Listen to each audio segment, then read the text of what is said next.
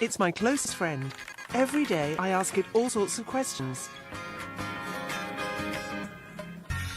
A cheap hotel, a Korean restaurant, train times, food recipes. Google is my sidekick. In a few seconds, it meets my every need. That's the magic of Google. Google is also my TV and my favorite translator. I love Google. Basically, I can't do without it. With Gmail, I send and receive emails and organize my schedule. And this friend never leaves my side. On the road, I find my way with Google Maps. In the street, I call people with my Android telephone, managed by Google. I can even talk to it. Ok Google, quel temps va-t-il faire aujourd'hui? Prévision concernant Paris pour aujourd'hui, 17 degrés avec un ciel partiellement nuageux. Google is now my online store thanks to the product comparison app on its site, Google Shopping. I can also buy plane tickets with the price comparison app on Google Flights. Watch the latest hit videos on YouTube, also run by Google. So by spending all my time with Google, it knows my tastes, my appointments, my favorite videos, what I like to buy, and where we're going on vacation. In short, it knows everything about me. But what do I know about Google? Google veut tout savoir sur nous, mais il veut qu'on sache rien sur lui. In 17 years, Google has become the wealthiest search engine in the world with a 66 billion euro turnover. At its helm, two men with the wildest ambitions, like building driverless cars and robots to replace people. For me, I just tried to focus on that and say, what is that future really going to be, and how do we create it? Can we trust Google? During my investigation, I'd go from surprise to surprise. In the United States, at the company's headquarters, I discovered that behind the vacation resort atmosphere, everything is done to make employees as productive as possible, and that some of them end up burning out. I would say, mentally burned out. I think being connected all the time. In Dublin, in Ireland, I'd learn how Google manages to earn so much money from advertising while paying as little tax as possible. In France, I'd see the extent to which Google traces every step of our daily lives. And that starts even in school. Trace is sometimes embarrassing and hard to erase. And finally, in London, I discover how Google hands over our personal data to intelligence services without us knowing. They're creating the spy machines for the future. Should we be afraid of Google? How has this search engine become so powerful? This is an investigation into the hidden side of the most secretive giant of the web.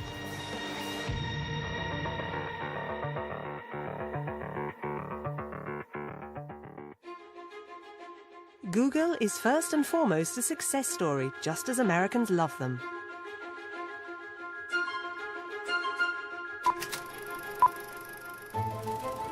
Like in many of these stories, Google's began in California on the campus of the prestigious Stanford University.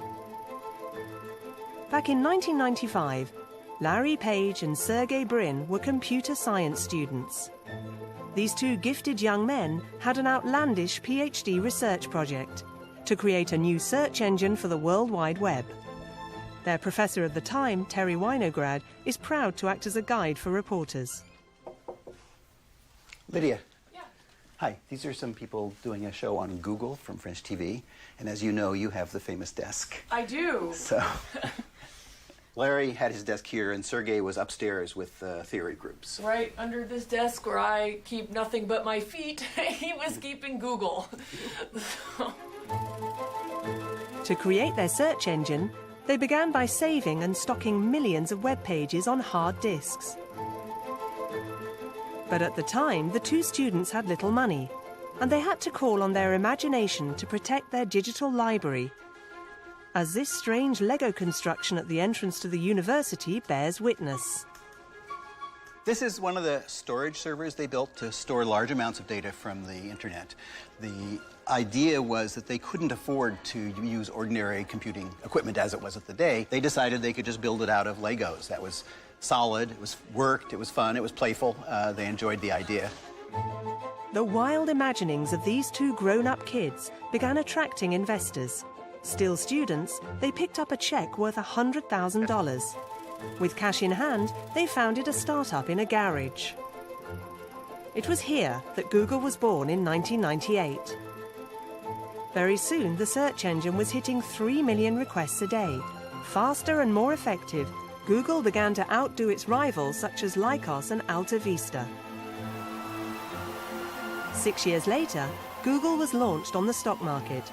In a single day, the two founders became the new billionaires of Silicon Valley. Today, at 42 years old, Larry Page and Sergey Brin are each worth 30 billion euros and rank among the 20 wealthiest people in the world. So when seen like that, Google is dreamland.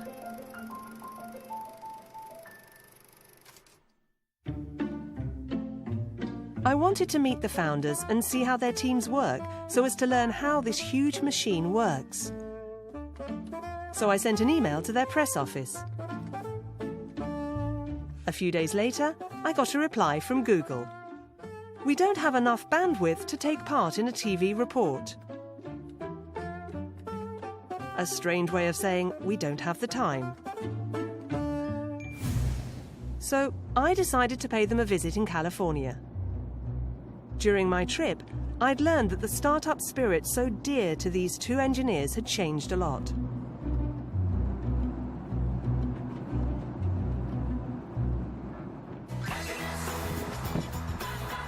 Welcome to San Francisco and its famous Golden Gate Bridge.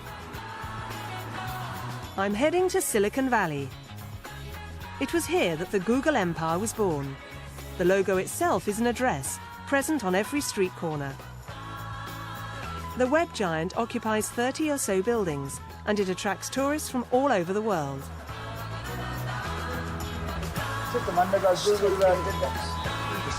On that day, a group of Japanese students posed in front of a vehicle that has been all around the world. This strange-looking car has mapped the entire planet, helping all find our way to new places. What do you think of Google? Oh, well, it's fun.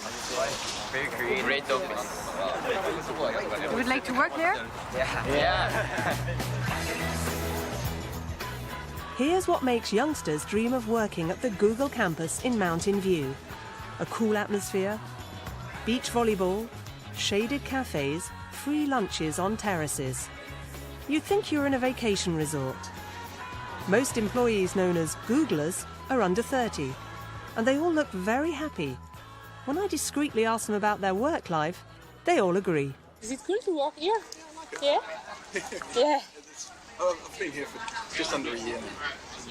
So it's good. Well, for me, the food's good. It's good. The main thing is they pay you a lot of money if you work here. So like, a lot of problems are... Yeah. But yeah, no, the resources are really amazing. And is it always like this here? No. Today's Take Your Child to Work Day. And, I mean, it's always very nice, but it's, you know, with all the kids around, that's mostly take your child. For this special Bring Your Kids Day, everything is laid on. Games, outdoor activities to glorify Google, and to finish, a lovely souvenir photo. Like for this girl, proud to hold up a placard stating, "My dad works at Google." And that's how the American web giant builds its own mythology. To convince us that the atmosphere is just as cool inside, Google has uploaded these videos. Free cafeteria, free gym, massage chairs, table soccer. In short, images that tell us Google is a dream place to work at. Every month, the firm hires dozens of new employees. But becoming a Googler isn't a given for everybody. Google receives 2.5 million CVs a year, but only hires about 7,000 people. It is spoiled for choice, and the hiring process is unforgiving. David Beiser is a former Google headhunter. For 7 years, this American helped hire 5,000 employees in Europe. To help us understand the web giant's recruiting methods, he showed us this video which he made for its site. Google is made up of a number of individuals who have very creative and unique backgrounds, and so that's why we're very interested to know what makes you different and what makes you potential Google material. Before finding out if you're Google material, you have to undergo 8 interviews, sometimes even more. We had a candidate for a marketing role, and he went through 21 interviews, which of course is really the extreme. And the worst part about it was he wasn't accepted at the end, and I had to call him and say, I'm sorry, but this isn't going to work out. Google wants to hire the most creative people with the best diplomas. What makes a difference is one astonishing quality: Googlitude. It was about what have you done in your life that's really impressive, right? So it's not just a general interest of I like to go sailing, or I like to go skiing, or I like travel. It's about, you know, I like to go sailing, and I started learning sailing when I was 5 years old, and I joined a club, and then I competed, and I was competitive in sailing, and I joined the junior France sailing team, or whatever it was, and I competed on a national level. It's that level of intensity in some kind of activity that we were looking for. Googlitude, a portmanteau word coined by the founders as one's sole aim, picking out those ready to give everything for Google. The man who knows the most about Googlitude is in this restaurant, 30 minutes from the web giant's HQ. Budget Direct customers get a highly rated home insurance claims service, but not everyone's a Budget Direct customer. Going up. No, too fast! Get a highly rated claims service.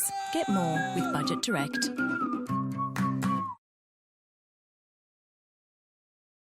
What do you want from me? Your past. I need you to relive the life of your ancestors, an assassin. That felt real. It was. Assassin's Creed in cinemas New Year's Day.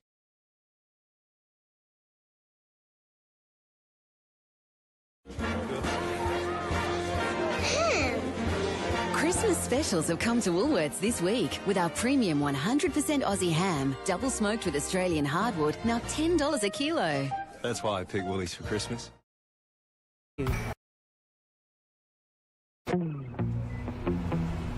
The man who knows the most about Googlitude is in this restaurant, 30 minutes from the web giant's HQ. Pick up 2 chicken curry.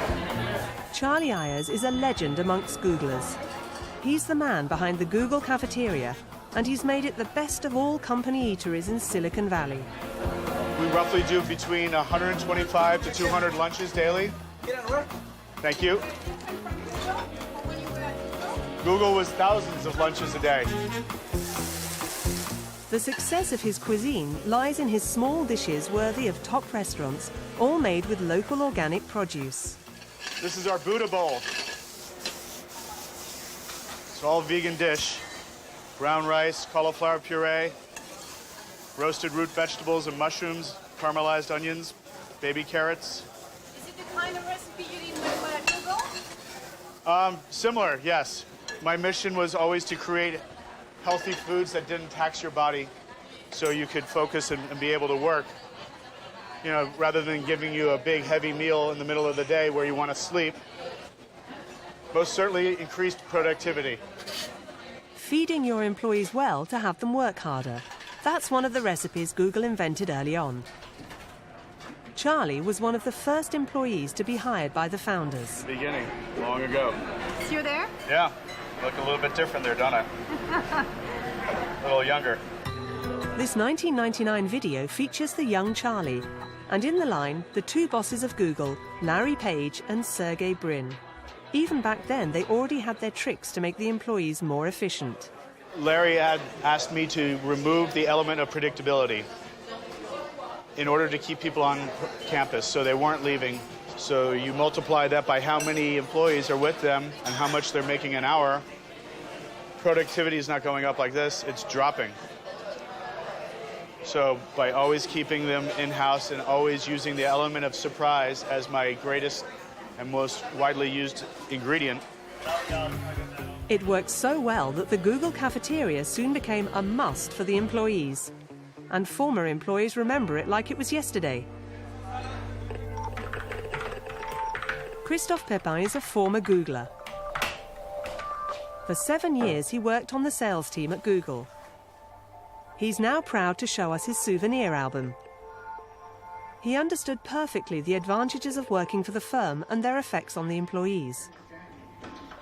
La magie du système, c'est que sans s'en rendre compte, on va avoir envie de bien faire, quoi. Quand vous avez fait un break de 30 minutes parce que vous avez pu vous dégourdir un peu les jambes, les bras et les yeux à faire un petit baby-foot, une partie de PlayStation avec vos collègues, vous retournez à votre poste de travail à fond, quoi. In the cafeteria, employees often eat with their families even in the evening. At Google, there are few boundaries between private and professional life. L'idée de leur offrir le repas du soir, c'est aussi de dire on ne veut pas que vous vous priviez de voir votre femme et vos enfants si vous en avez. Donc dites-leur de venir, ils vont manger avec vous, vous leur faites la bise, les enfants, la petite famille retourne à la maison, et vous, s'il vous reste 2 heures de travail, eh ben, vous pouvez le faire dans de bonnes conditions, vous êtes content, vous avez vu vos enfants avant qu'ils se couchent. Voilà, donc comme vous êtes content, bah, vous retournez travailler l'heure qui vous reste content, et puis vous rentrez à la maison content, et puis de jour en jour, on est content. Voilà, c'est aussi simple que ça. The cafeteria is much more than a company eatery. In this video, employees don't balk at putting their private lives online.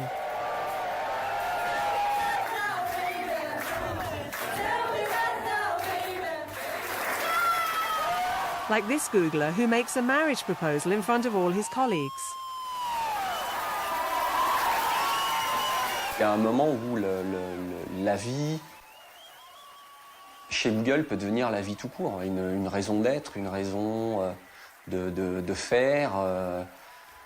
Et là, il se projette éventuellement à long terme. Entering Google is like entering a new family. But for those who already have a family, like Christophe, it can get a bit heavy. This company culture ended up weighing on his life at home. After 7 years, he decided to quit. Il y a 3 ans, ça a été aussi une période où je voulais consacrer un peu plus de temps à mes enfants. J'ai eu un petit peu envie de lever le pied aussi. Googlitude doesn't suit everyone, and those who find it hard to accept are soon escorted to the exit.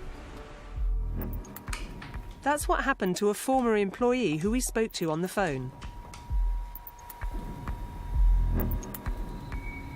Il m'a juste répondu « Tu es culturellement incompatible ». Et là, sur le coup, ça veut dire quoi? Et à la réflexion après, je pense que le mot culturellement incompatible voulait dire surtout pas assez dans le moule, pas assez aligné sur la culture Google.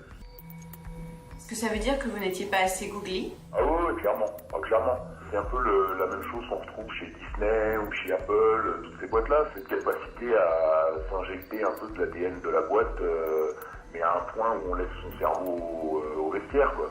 C'est pas aussi caricatural qu'une secte, mais on sent qu'il y a un poids comme ça, un peu indicible, mais très...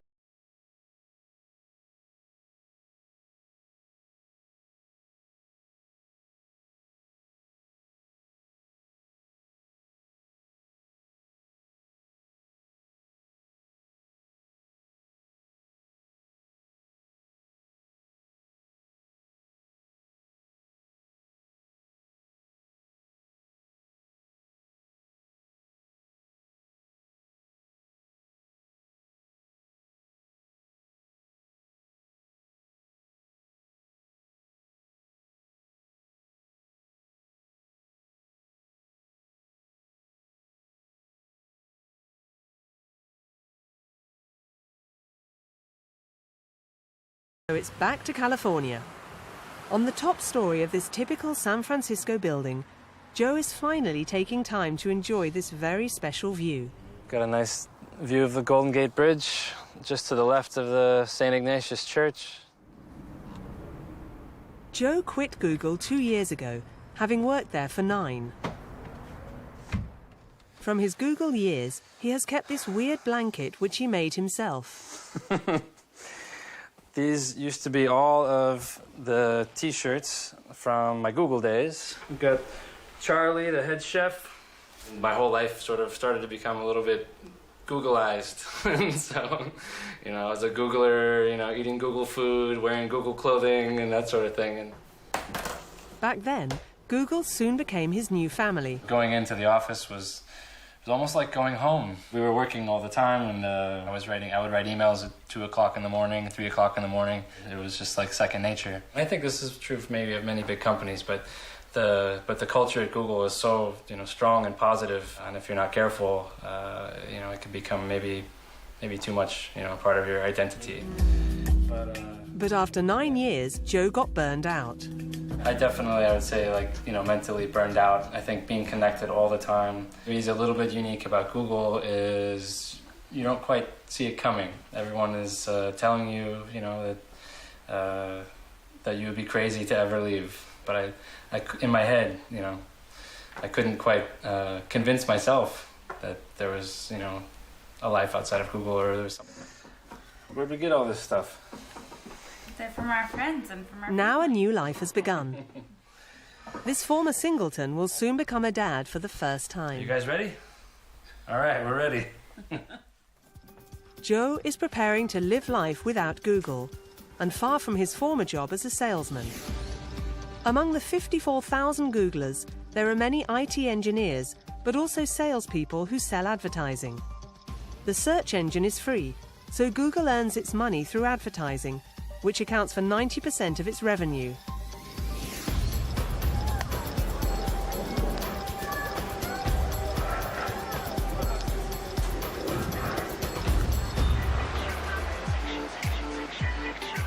Back to Paris, where we decide to go shopping. Quelle pièce tu veux qu'on mette en avant là, parmi? These blouses, vests and dresses are top designer brand clothes. Renault sells them at cut price on his website. On a plus de 100 000 robes en ligne. His main product is dresses. To have them viewed on the web, he uses a simple yet effective method: advertising on Google. Je voulais voir avec toi sur notre positionnement sur Google. The moment he types second-hand black dress, he gets a result. His site is top of the list in a section reserved for advertising, identified by this orange ad sign. To get this result, Renault had to buy the words second-hand black dress from Google at some price. Alors là, pour être sur la première page, c'est 20 centimes du clic. 20 cents a click doesn't sound like much, but the price can go up at any moment as the words are sold by auction. And the highest bidder wins top spot on Google. On n'est pas les seuls à essayer de se positionner sur la combinaison de mots robe noire occasion. On a des concurrents. Donc l'enjeu va être de pouvoir se maintenir toujours à la meilleure place, qui est la première place, sur les annonces. As if by chance, during our shoot, Google informed him that his bid was too low to stay at the top of the list. So, to keep top spot, his website will have to pay 25 cents a click. And it's the same for all the words he buys. Over 60,000 a month, with dozens of different combinations. Renault must outbid rivals on a daily basis. A very complex task. Dans ce système d'enchères, c'est qu'on ne connaît pas la concurrence. On n'est pas comme dans des enchères publiques, dans une salle de vente. Vous voyez les personnes qui enchérissent, vous savez combien ils sont, vous savez jusqu'où ils sont prêts, quasiment où ils sont prêts à aller. Là, on ne sait pas. On ne sait pas s'il y a eu 10 personnes qui enchérissent, à combien. Donc on est un peu dans le flou et on doit faire notre meilleure estimation pour avoir la position qu'on souhaite. Il y a Google qui sait, lui seul. Exactement. In total, Renault pays Google 300,000 euros a year, half of his marketing budget. These words earn the American firm big bucks. Over 60 billion euros in 2014. Millions of sites advertise on the search engine. But the web giant wants to go even further, winning over stores and restaurants. For that, it has come up with an effective technique that doesn't cost it a cent. When Eric hits the centre of La Rochelle, it's not to go window shopping, but to offer his services. Bonjour monsieur. Bonjour. Je suis Eric Gaborio, photographe agréé Google pour le service des visites virtuelles. Eric photographs the inside of stores and restaurants for virtual visits that allow surfers to see places before going there. Donc l'intérêt, c'est que vous lui permettez de découvrir l'ambiance directement depuis son ordinateur. This restaurant is already on the search engine.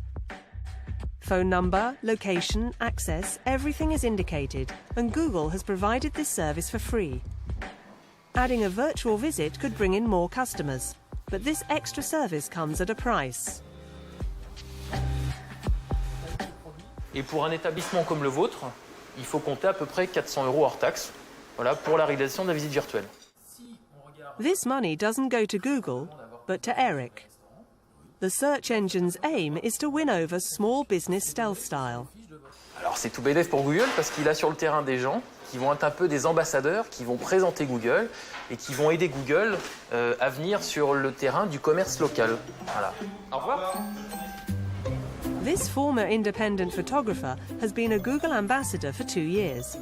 Every week he walks the streets of his region trying to win over local businesses. And his hard graft ends up paying. We meet Eric again on the Ile de Ré. He has a virtual visit contract with this hotel. Voilà, donc le jardin piscine. D'accord. Donc je vais faire 2 photos à 360 degrés. To create the virtual visit, Eric will take over 1,000 photos of the hotel's most beautiful spots. Voilà, c'est terminé. Vous avez pu faire tout ce que vous vouliez faire? Très bien. En plus, on a eu beau. In a few weeks' time, the virtual visit will be on Google, and it will look something like this.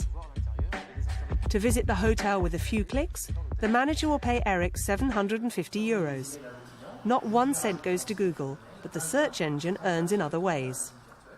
La visite virtuelle, c'est aussi un moyen pour Google détourné de se faire connaître auprès des commerçants pour derrière leur vendre un produit qui va être de la publicité en ligne. Mais qui va gagner plus d'argent dans l'affaire? Google gagnera forcément plus d'argent en vendant de la publicité derrière. Ça, c'est bien entendu. Once the virtual visit goes online, the hotel manager will receive this email. An offer of a €75 reduction for online advertising with Google. But Google has found yet another way to make money by creating its own services, such as Google Shopping and Google Flights, price comparison sites which act as direct competitors to existing sites. For Jean-Pierre Nadir, boss of Easy Voyage, Google has become his best enemy. Là, ils ont peaufiné, donc... Jean-Pierre helps people travel the world. Alors, ces nouvelles photos? For 15 years, he has run a flight and hotel price comparison site. Ouais, très chouette. L'Autriche. His site is now having a makeover. With these new photos, he hopes to bring in new customers. In recent months, he has lost a lot of them. He has even had to lay off 20 employees. According to him, it's Google's fault. To explain the problem, he gave us a demonstration with a flight from Paris to Casablanca. Donc, si on cherche, par exemple, un vol pour Casablanca, vous trouvez 3 résultats donc sponsorisés, donc publicitaires, puis les résultats publicitaires donc sur le côté, et en plein milieu, le moteur donc de Google Flight. Since the arrival of Google Flights 4 years ago, Jean-Pierre's site now appears at the bottom of the page, much less well placed than before. Pourquoi donc on trouve que c'est grave? Pour une raison très simple, c'est qu'on constate aujourd'hui une perte de près de 30% de trafic sur cette partie spécifique au vol. What makes Jean-Pierre angry is that Google's price comparison site is always at the top of results, when its prices aren't always the best. To prove his point, he makes a comparison with his own site. Le meilleur prix proposé par le moteur de Google est 237 €. Si on fait la même recherche sur Easy Voyage, on constate assez rapidement que le meilleur tarif est à 164 € vendu par Voyage SNCF. So the flight suggested by Google is €73 more expensive than the one on Jean-Pierre's site. Donc là, on voit bien qu'il y a le fait du prince qui décide que ces services sont systématiquement donc en tête, quel que soit le niveau de performance des autres compétiteurs. Et c'est là qu'est le vrai problème. Does Google manipulate results to promote its own services over those of its competitors? Jean-Pierre Christmas special. specials have come to Woolworths this week with our premium 100% Aussie ham, double smoked with Australian hardwood, now $10 a kilo. That's why I picked Woolies for Christmas.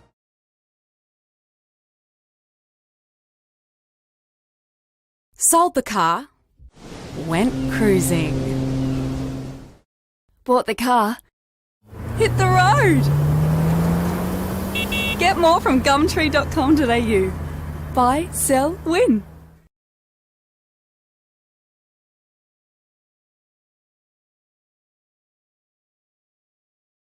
Who knew it was possible to create a sunscreen with high sun protection that doesn't feel greasy on?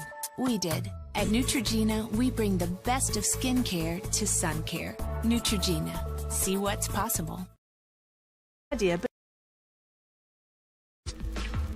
Does Google manipulate results to promote its own services over those of its competitors? Jean-Pierre Nadir believes so. Along with other sites, he made an official complaint to the European Commission for Competition to denounce the methods of the American firm, which claims 90% of the European market. Google's competitors were finally heard. 5 years after the first complaints, the EU has just launched official proceedings abuse of a dominant position, a blow to the American web giant. At the seat of the European Commission, I met the woman who is making Google tremble. Hi. Hi. Nice to meet you. Welcome here. Thank you so much for receiving us here. Margrethe Vestager is the new European Commissioner for Competition. When she was appointed last December, this former Danish politician inherited a number of highly sensitive cases. So, I imagine that you had many files when you arrived on your desk a few months ago. All sitting on my desk, just waiting for me to get started. Among her priorities, Google. For months, she received the complaints of over 30 different companies and made up her mind. The American giant was not respecting the EU's laws on competition. It's no problem to be big. You can be successful. You can create jobs. You can be whatever. But in Europe, you cannot misuse all the muscle and the size that you have. So the problem is that Google is using its very dominant position in general search to favor or promote its own shopping comparison service. And it's the problem for consumers? Yes, we think so, because you should have the best answer. Known as a tough cookie, the new commissioner is determined to see things through. But proceedings could take years. Google risks paying a fine of up to 10% of its profits, some €6 billion. Brussels also has Google's tax practices firmly in its sights. I flew to Dublin, where we would discover how Google manages to pay less tax with a very ingenious system.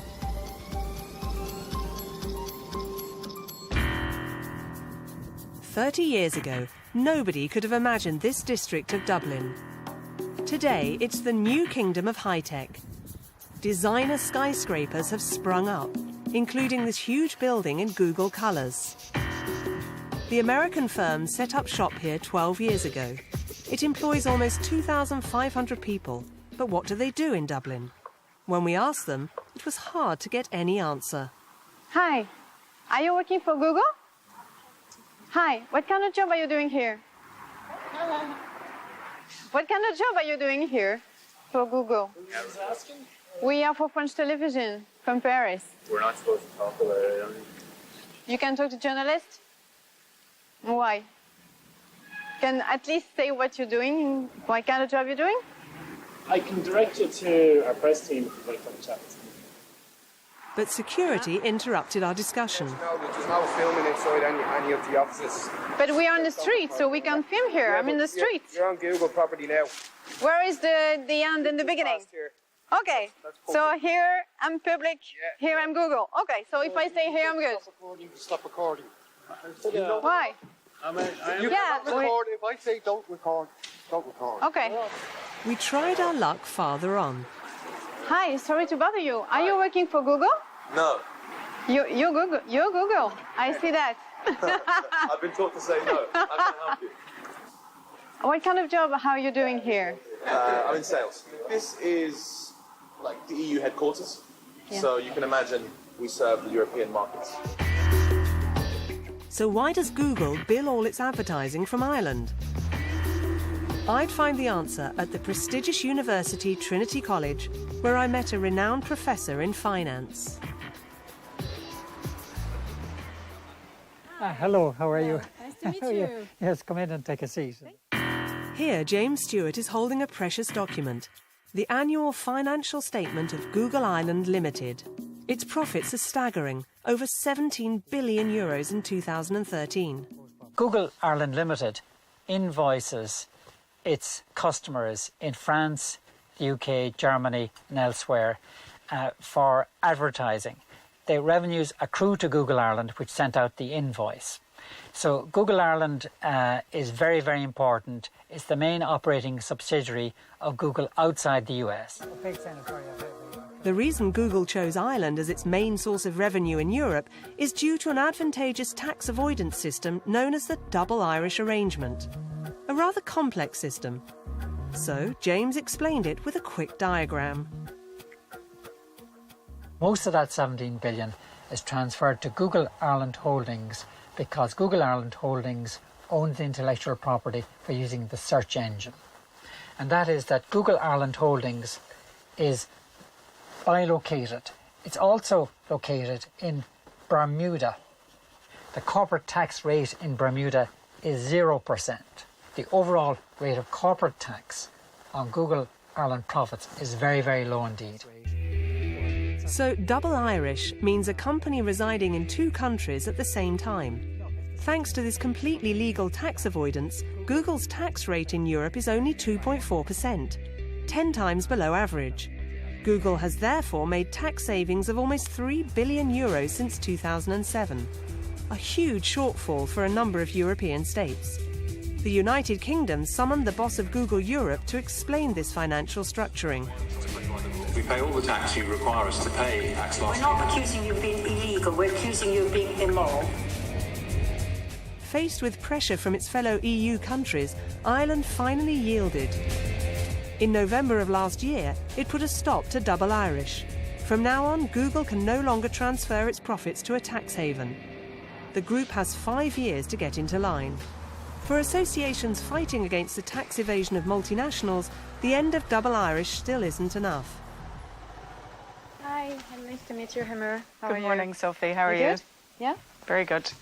We want an end to those kind of sweetheart deals for companies so that they have to pay their fair share in whichever country they operate and where they make those profits. Without tax harmonisation in Europe, Google will continue being able to bill its advertising from EU countries with the lowest taxes. But it's more than tax avoidance that has made Google massively powerful. It's also because it knows so much about us. Google is a totally free search engine. In return for this service, we tell it all the slightest details about ourselves, enabling to send us ever more targeted advertising.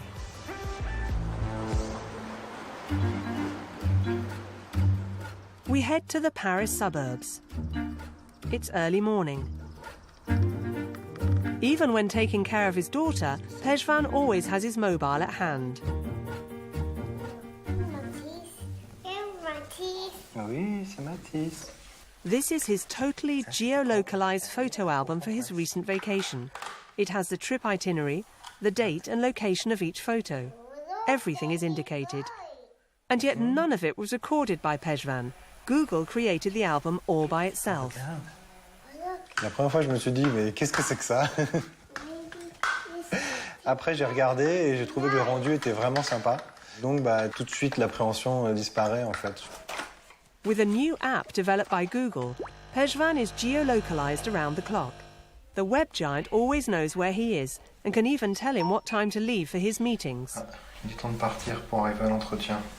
Ce qui est pratique, c'est que quand il sait où se trouve le lieu du rendez-vous, il calcule les trajectoires, les directions, il sait s'il y a des embouteillages, et donc il m'avertit au moment où il pense qu'il faut que je parte.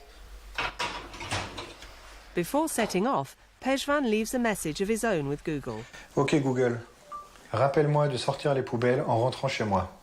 Voici votre rappel défini pour se déclencher lorsque vous êtes à l'endroit suivant, domicile. Voulez-vous l'enregistrer? Oui. Pejvan doesn't need to give a time. The American firm knows his work and home addresses, and it will know exactly when he arrives home. Là, au moment où je vais rentrer chez moi, il va se rendre compte que je suis chez moi et il va me rappeler de sortir les poubelles. Google can do this because it analyzes all of Pejvan's data. His contacts, his emails, his photos, his schedule. A very intrusive personal assistant that keeps him informed even in his workplace. Bon, par exemple, là, en fait, j'ai mon prochain rendez-vous pour le déjeuner. Donc, il m'affiche l'endroit du déjeuner, l'heure et notre emplacement de parking. Sachant qu'on n'a à aucun moment informé Google qu'on prenait la voiture, et qu'on se garait quelque part, etc. Donc il a tout déduit de lui-même sans que j'ai besoin de faire la moindre intervention. Google anticipe tout sur ce que vous voulez faire. Il essaye, ouais. Donc avec ce que ça peut avoir d'un peu effrayant. Scary indeed. Through being geolocalized, Pejvan has given lots of info to the American firm. You only need to look at his Google account to see that.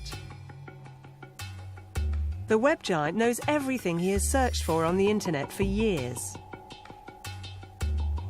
He has stocked his 3,330 photos, his 86,709 emails, and all his movements 24/7. Google can even reconstruct all his journeys to the nearest meter. Google sait énormément de choses sur moi. What does Google do with this data? How long does it stock it? Regarding this, confidentiality rules are somewhat hazy. This has been reproached by CNIL, the French Data Protection Authority, which fined Google the maximum amount of €150,000. Over a year after this sanction, Google has modified its practices, but not far enough in the eyes of French and European law. And yet, Google is going even further. It now even collects children's data. The town of Albi in southwestern France. In the high school yard, most students are on their smartphones. Who knew it was possible to create a sunscreen with high sun protection that doesn't feel greasy on? We did. At Neutrogena, we bring the best of skincare to sun care. Neutrogena. See what's possible.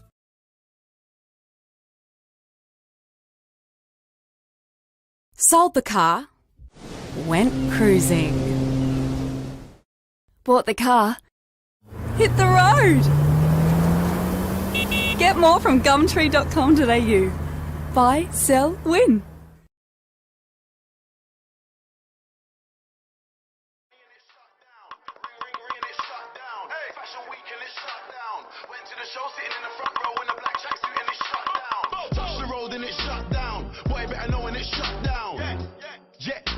If a man want try me, no time.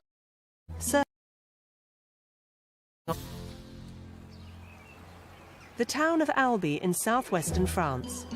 In the high school yard, most students are on their smartphones, surfing on Google, of course. But here, Google doesn't stop at the classroom door. Allez-vous rentrer, s'il vous plaît? Lionel Brun is the IT teacher for this final year class. In the past 3 years, he has changed his lesson plan dramatically. Normalement, vous êtes autonome. Dans 20 minutes, vous avez rendu la copie. Bon, ben allez-y. For their exercises, no more pens and paper. The teacher sends a document to their computers. Each student can then access it and do the exercise directly. All thanks to a tool developed for schools by Google. Bien, les 20 minutes sont à présent écoulées. Donc, vous allez rendre la copie. To send in their work, there's nothing easier, just a simple click. The teacher receives it on his computer, and he can correct and score it much faster than with pen and paper. C'est assez pratique. Ça fait gagner du temps. A good way for Google to gain loyalty at a young age. But not only that. To use this application in school, the teacher has opened Gmail accounts for each of the students, such as Joris. We asked him to log into his account and to check out his history. Surprise, surprise. Google knows all of his movements outside of school, his credit card number, and the purchases he has made with it. Je m'attendais pas à ça. Je savais pas tout ça. Les paiements, les trajets qu'on faisait, tout ça, non, je savais pas. In fact, Joris is permanently connected to his Gmail account via his Android phone that goes everywhere with him.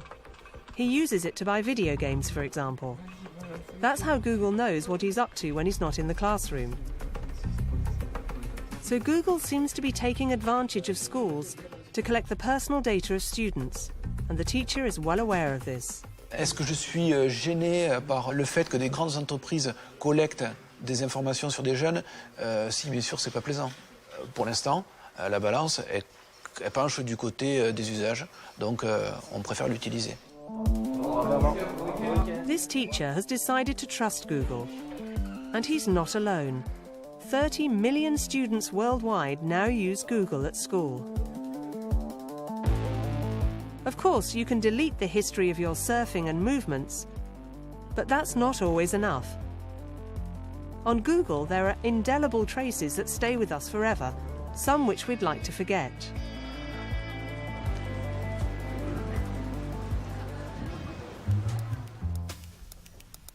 You won't see his face. Nicholas preferred to remain anonymous. And here's why. When he types his name into Google, he's top of the list, with a series of photos of him scantily dressed. Le problème, c'est qu'en fait, ces photos ont été reprises par plein de sites internet, par plein de blogs, et ça a nuit à mon image, et donc ça, je veux pas. He took these photos 3 years ago. He was a business school student and did some modelling to make ends meet. Since then, he has received a number of refusals when looking for work. Je recherchais de l'emploi, j'ai postulé, j'ai fait parvenir mon CV, j'ai passé l'entretien, ça s'est très bien passé. Et quelques semaines après, ma candidature n'avait pas été retenue. J'avais trop de contenu sur Internet, ça passait pas, c'était trop osé, ça posait un véritable problème. He finally found a job. His boss gave him a chance on one condition, that he wiped himself off Google. So he filled in what's called a right to oblivion form available online. Basically, he asked Google to erase all links to sites associated with his name. There were more than 100 of them. A few weeks later, he received the reply, negative. According to Google, Nicholas is a model. His photos could help him find work. C'est pas mon métier, donc ils sont à côté de la plaque. Je peux pas avoir quelqu'un au téléphone, je peux pas envoyer le courrier. Il y a une réponse, elle est définitive, et après on peut plus rien faire. Nicholas's case isn't an exception. Google receives almost 500 requests a day and refuses 3/4 of them. So, to wipe his past off of Google, Nicholas has decided to call on a specialist agency. Vous allez bien? Ça va? Très bien. Bertrand Girard has been running this agency for 3 years. Its speciality, helping web users to earn back their reputation on Internet. And it won't be easy for Nicholas. Ces photos, on ne peut pas les effacer. Ce qu'on peut faire, c'est faire en sorte que Google ne choisisse plus dans le bandeau images les photos qu'il a lui choisies là, mais les photos que le client choisit. For that, Bertrand has asked Nicholas to bring in new photos of him, with more clothes on. He'll post them on blogs, open a Twitter account, and post an online CV. Soon, Nicholas will have a new digital identity on Google. Et du coup, les contenus qui lui posent problème aujourd'hui, qui sont sur la première page, n'apparaîtront plus en première page. Ils seront relégués en deuxième ou en troisième page. Highlighting Nicholas's new identity on the search engine is the job of these engineers. But it doesn't come cheaply. It will cost him over €4,000. C'est un budget. Après, je pense que le jeu en vaut la chandelle. Donc, il y a vraiment on capitalise là-dessus, et je pense qu'effectivement, il y aura un retour derrière. Donc, j'ai hâte de voir le résultat. Nicholas will have to be patient. More than a month after our shoot, the new blogs are there on page 2 of Google. But he'll have to wait 5 months more before they appear top of page 1 in place of the scantily dressed photos. To seek oblivion, Nicholas had a less expensive solution than a private agency, filling a complaint with CNIL, the French Data Protection Authority. Daniela Parot is an inspector at CNIL. Every month she receives complaints from web users who have received refusals from Google to erase their traces. Là, on voit la liste des plaintes qui sont arrivées ce mois-ci. Ça va varier d'une vingtaine à, pour les mois où il y en a le plus, une quarantaine. But the cases are often complex, Daniela finds it hard to decide which are the most urgent, so she studies the trickiest cases with the help of her colleague. C'est une personne, donc le plaignant, a raté son examen parce qu'il était en garde à vue. Et il y a eu un article, il a été interviewé, et il y a eu un article sur ce moment délicat. The complainant wants his name removed from the embarrassing article because he's unable to find a job. To decide which cases to fight, CNIL has set out 13 criteria. In this particular case, there's no doubt. On regarde de l'ancienneté, du préjudice pour la personne et bon, de l'intérêt effectivement de l'article au regard de l'information du public. On peut considérer qu'on serait plutôt sur un déréférencement. Sur un déréférencement, oui. In layman's terms, the article will no longer appear when you type in the individual's name. That's what CNIL will demand of Google. But it won't win outright. The link will be erased in France on google.fr, but not outside Europe on google.com. An example with one recently treated case. Je suis sur le .fr, donc le contenu en question n'apparaît pas. Je vais passer sur le .com et là, eh bien, le blog en question ressort en premier résultat. Et donc l'information qui posait problème pour la personne et finalement est toujours accessible en .com.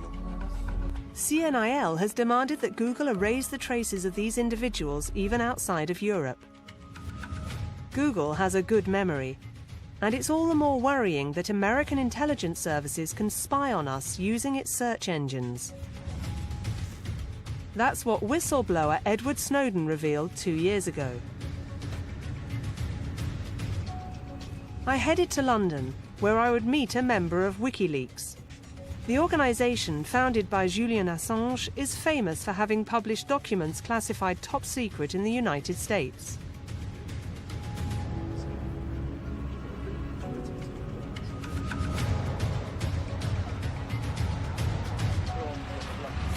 In London, a man has given me a rendezvous in a rather unexpected place. The Ecuadorian embassy. Threatened with extradition to the US for espionage, Julian Assange sought refuge here 3 years ago. His spokesman, Christine Hafsen, visits him every week. Like after every visit, he came to greet the handful of die-hard supporters. Hello. So good. I mean, it really feels it's good to have the support, the show of support, and especially for Julian Assange, I mean, being locked in there, so you can look out the window. This former investigative reporter for Icelandic TV has been the spokesman for WikiLeaks for 5 years, an exposed and sensitive role. 6 months ago, he received a big surprise via his Gmail account. Google informed him that they had turned over all of the private data on his account to the US Justice Department.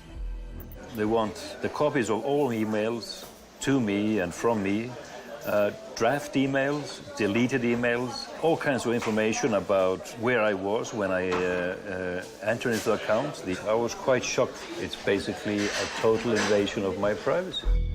This virtual raid was carried out on the request of the US Justice Department because it is prosecuting WikiLeaks for espionage. But it demanded that this request be kept secret. Google has only just informed Kristin about it, although the data was turned over 3 years ago. What is more important for me to know about it instantly, so I can practice my all my ability to fight back. So it's the secrecy that is extremely serious. We know that Twitter was handed a similar kind of sealed warrant. They took the gag order to court and were able actually to win that. He believes his case is proof of collusion between Google and the authorities.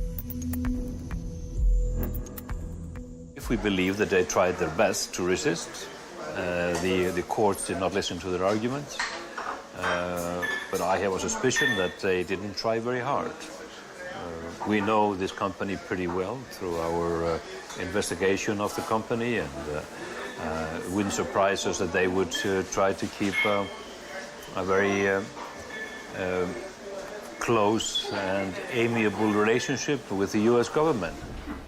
Kristin isn't the only person concerned.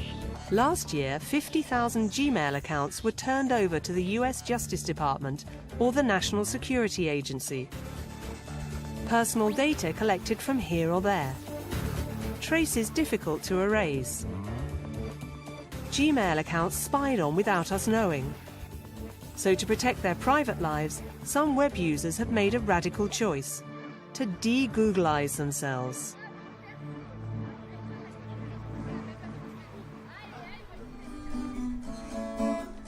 Did you stand there all alone? Oh, I cannot explain what's going on. Even when she's singing, Alexia can't do without a computer. Like her brother Antoine, she's a screen addict. But when she surfs the web, her habits are rather different to others from her generation. When she logs onto the net, this is what appears: a little duck. It's thanks to this little duck that this agronomy student does all her research on internet. What pleased Alexia was this slogan that appears on the opening page. Le moteur de recherche qui ne vous espionne pas.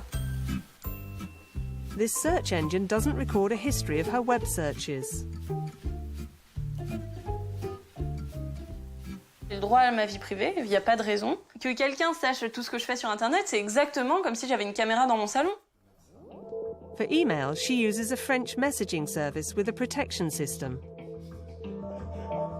A quick demo. When she sends a mail, she clicks on this padlock icon. A few minutes later, when Antoine receives it, this is what appears. Là, le texte incompréhensible, c'est le message que Alexia vient de m'envoyer. Il est illisible, on ne peut obtenir aucune information de ce texte. To read it, he must type in a password given to him by his sister. In one click, the message is unscrambled. But unlike Google, the service isn't free. Avec Google, on paye avec nos données, sans vraiment en avoir forcément conscience, sans savoir vraiment ce qu'ils vont en faire derrière.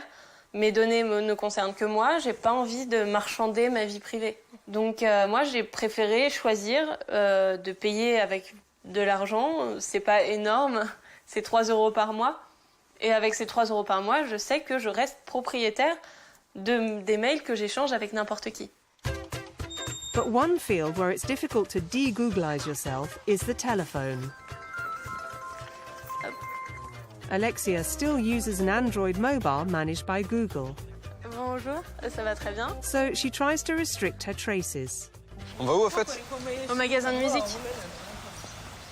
To find her way, she found an alternative to Google Maps: OpenStreetMaps, an application that doesn't record users' movements. OpenStreetMap fonctionne très bien. Leur objectif, c'est pas du tout de récupérer des données pour en tirer quelque chose et faire de l'argent. C'est vraiment juste mettre à disposition une carte pour les utilisateurs. In the end, Alexia and Antoine are almost managing to live Google-free. Today, new search engines are competing fiercely, such as Quant and Framerbee in France. But Google is still far ahead in terms of wild ideas, like sending up hot air balloons, connecting the planet internet, developing driverless cars, building smart robots, making interactive glasses, and even making us immortal. So I can always stop using Google, but will Google ever stop using me?